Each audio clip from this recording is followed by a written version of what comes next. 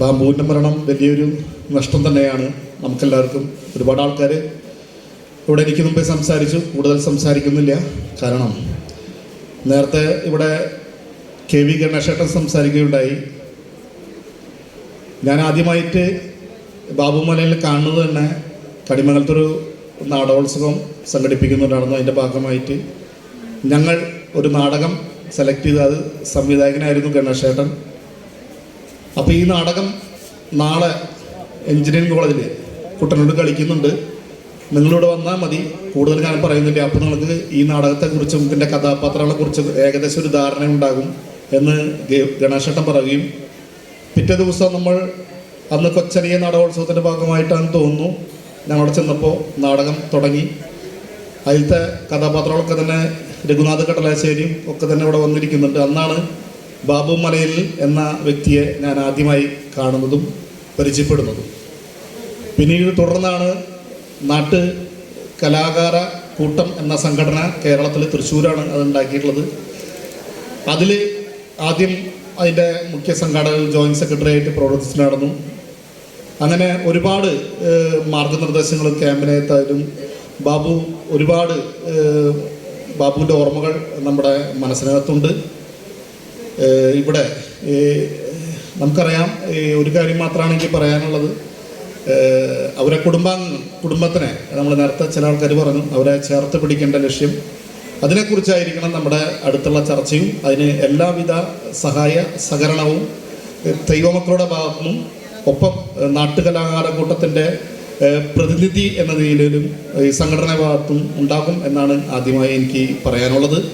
ഇതിൻ്റെ പ്രഥമ അവാർഡിനായി തിരഞ്ഞെടുത്തിട്ടുള്ളത് ജയശ്രീയെയാണ്. നമുക്കറിയാം എന്തുകൊണ്ടും ഇതിൻ്റെ കമ്മിറ്റിയായി, സെലക്റ്റീവ് കമ്മിറ്റിയായി പ്രവർത്തിച്ച പ്രിയേട്ടൻ, രാവണ്യേട്ടൻ ഒക്കെയാണെന്ന് ഇതിൽ പറഞ്ഞു.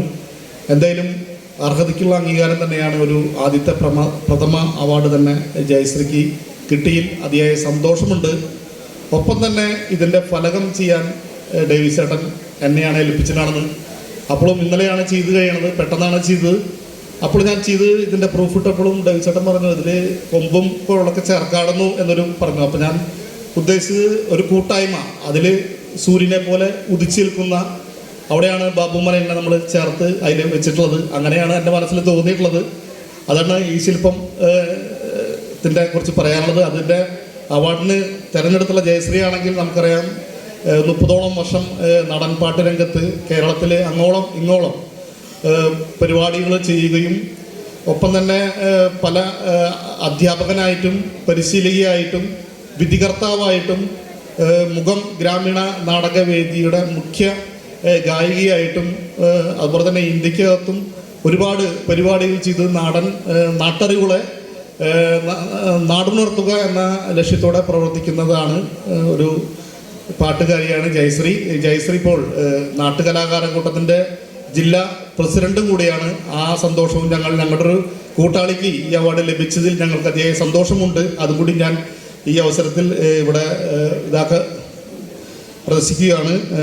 ഇത്രയും പറഞ്ഞുകൊണ്ട് ഈ സ്മരണയ്ക്ക് മുന്നിൽ ഞങ്ങളുടെ സ്മരണ രേഖപ്പെടുത്തുന്നു. നന്ദി, നമസ്കാരം. അവാർഡിൻ്റെ പ്രശസ്തി പത്രം വായിക്കുന്നത് പുരോഗമന കലാസാഹിത്യ സംഘത്തിൻ്റെ മണ്ണുത്തി ഏരിയ സെക്രട്ടറിയും ഈ പരിപാടിയുടെ സംഘാടകരിൽ ഒരാളും കൂടിയായിട്ടുള്ള KS സുനിൽകുമാറാണ്. പ്രശസ്തി പത്രം വായിക്കുന്നതിന് വേണ്ടി സുനിൽകുമാറിനെ ക്ഷണിക്കുന്നു.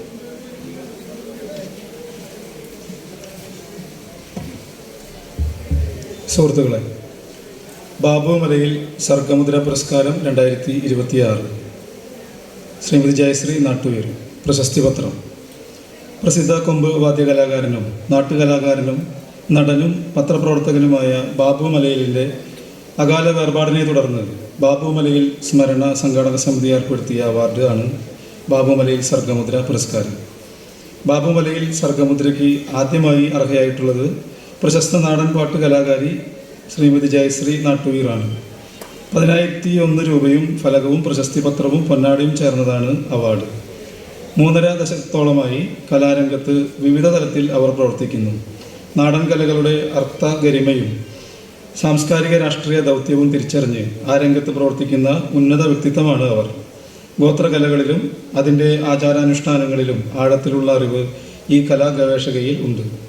മരം കൊട്ടുന്നതിലും അവർക്കുള്ള വൈദഗ്ധ്യം പ്രത്യേകം പ്രസ്താവിക്കട്ടെ. ദീർഘകാലം ബാബു മലയിലിനോടൊപ്പം കലാവിഷ്കാരങ്ങളിൽ പങ്കാളിയാണ് ഈ നിസ്വാർത്ഥ കലോപാസക എന്നും ഓർമ്മപ്പെടുത്തുന്നു.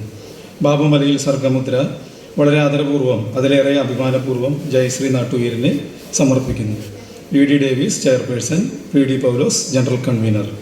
അവാർഡ് നിർണയ സമിതി ചെയർപേഴ്സൺ ഡോക്ടർ സി രാവുണ്ണി, അംഗങ്ങൾ Priyanandanan, Paulson Thanikkal, doctor KK Sivadas, doctor Sasidharan Kalathingal.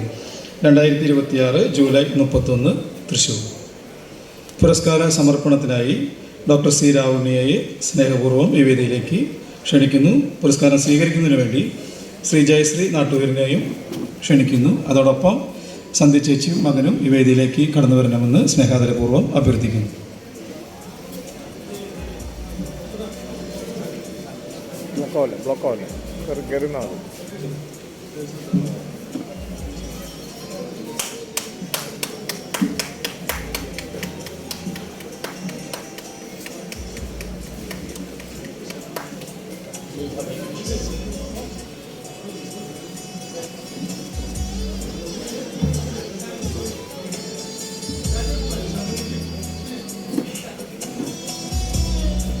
Hello, VD Davis വേദിയിലേക്ക് വരണമെന്ന് അഭ്യർത്ഥിക്കുന്നു.